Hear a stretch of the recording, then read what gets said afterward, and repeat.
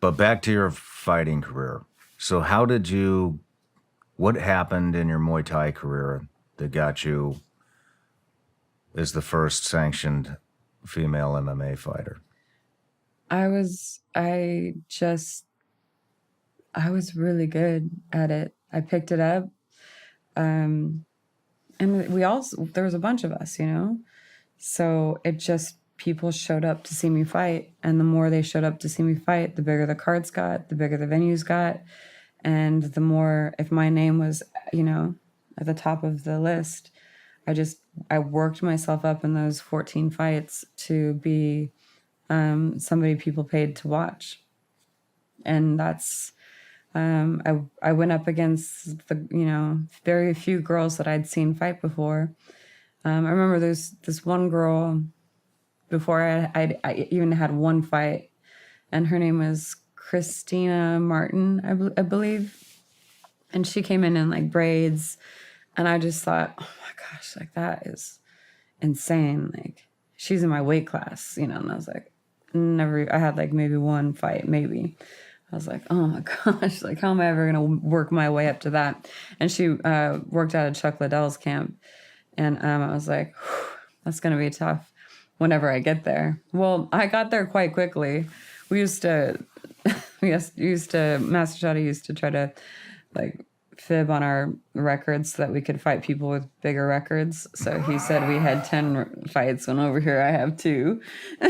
So they do that in Thailand all the time. And so I forget what number of fight she was. I showed up to a smoker. A smoker's where you show up to a gym, you don't know who you're going to fight, and you just end up fighting whoever's close to your weight class, no matter like the record. Mm-hmm. And I showed up and I was like, oh, why is she here? Like she was just headlining at like one of the tiny casinos, and I was like, okay. And, you just show up and you fought whoever was there. And I ended up fighting her. And I ended up, they called it an exhibition, but I ended up beating her in that fight. And she didn't expect that. And so then our next fight was to take place at the Stardust, which is now imploded in Las Vegas, the Stardust Hotel. We used to fight there. That was a big show. And I'd say that one was a draw. That was my one draw. Of course, it was with that. If you're not overwhelmingly beating someone, you always feel like you're losing, But when I watched the tape back, I feel like, okay, yeah, that's a decent draw. But she hit real hard and she kicked real hard. And so then I trained for her a third time.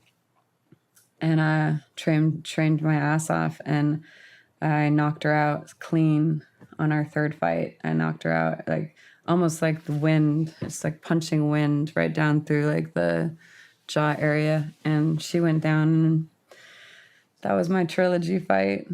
Damn. Yeah. I went from looking up to her to fighting her 3 times. And yeah, that was a special one. What did that feel like for you to KO her? Well, it was just the whole fighting, looking across the cage at someone and knowing that at that moment, it doesn't matter who's in the crowd. It really doesn't even matter. Like it's who you are at that moment. You're bringing everything you trained for, everything you ate, your mentality, your spirituality, how much you believe in yourself. If you've let your, boyfriend at the time get into your head, or if you've got, you just bring all of that of who you are in that moment to that moment, and you're looking at across at this person, knowing that this person is bringing that too, and they're going to try to hurt you as badly as possible to make you quit. So that's a very special, weird, intense moment between 2 people that everything else goes away, and it's addictive, I'd say. I mean, I'm not a big MMA person. I don't follow it, but it seems to me you are very much a pioneer for women within the sport. Obviously, you were the first sanctioned fighter, and you still have a ton of respect to this day. In fact, I saw something that said Ronda Rousey you would be the only person that she would come out of retirement to fight. I don't know if that's a compliment or, It's a but huge compliment. yeah. It's a huge compliment. I was the first sanctioned bout in Nevada. Then I was the first people that the Showtime Elite XC signed, first female that they signed, and it gave me a whole $10,000. And I was like, oh my gosh, now I can really train. I don't have to worry about, and I was bartending at the same time. And then I was the first one on CBS. They did a documentary between me and a different fighter named Elena Maxwell. So I was right out in the beginning of making it popular so that people like Ronda Rousey, and she gives me credit for this, which is a beautiful thing. I've never had any problems with her. She said that, had she not seen me fight, she would have not known it was possible for women to do this. And so I might have not gotten to that UFC walkout, but I definitely through my career felt like I was blessed enough to be the person to break down those doors. And that's just, I used to say, they used to call me the face of MMA, and I just was like, I'm too young in my career for all of this, I have the Muay Thai fights, but like I'm just like everybody else. Why you're pushing me up so fast, And before you know it, on your 8th fight, you're fighting Cyborg, and you're not ready to fight Cyborg, but there's nobody else to fight. And they built this thing up, and you're like, well, I'm not going to not fight her, because my whole entire career was fighting the people that was put in front of me. So I was determined. Man, no fear. All fear, but also... you overcame it. Yeah, because doesn't it feel bad when you let that fear rule you? That's where you lose that's where it starts taking chunks out of your soul. Have you ever been that person?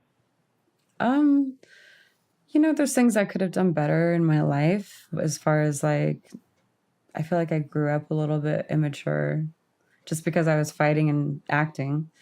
I feel like I was a little bit reckless, like I can definitely put back some whiskey, I can definitely act like a big old child. Well, I haven't now for years, but there was that one wedding that I stole the golf cart, so there was that.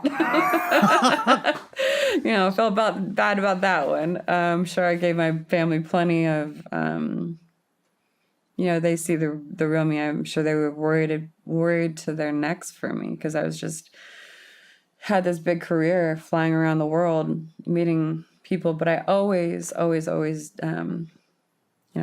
able never to sell myself out for a job or, any of that. It was more of a... Maybe you were a hellion, but it doesn't sound like you were overcome by fear. No, maybe not.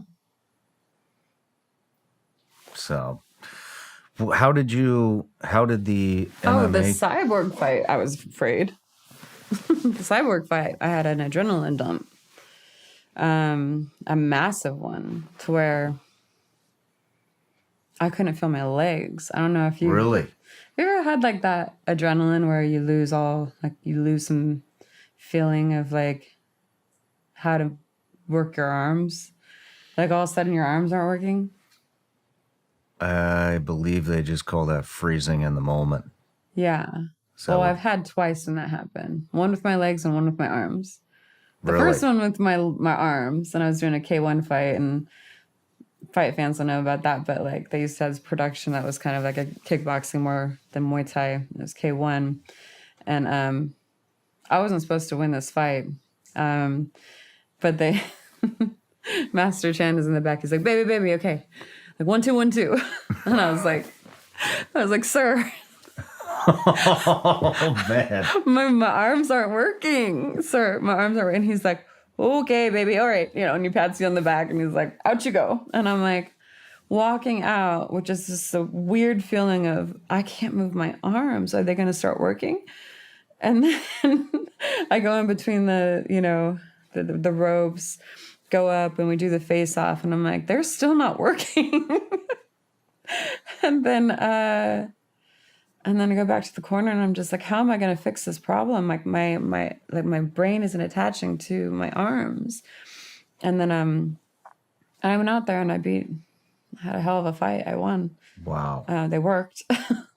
But in my cyborg fight, I lost the lower part of my body. My legs, they could walk, but they weren't walking. I was floating. I was having like an outer body experience, looking down on myself and like not feeling like I could control what was happening. And I felt no pain. I just felt like I couldn't control what I was doing. I was confused. And so it frustrates me, those feelings. It's like, it feels like being on top of a building, like those nightmares that I have nightmares where it's like I'm on top of the building, I'm holding on, but I can't tell my hands to hold.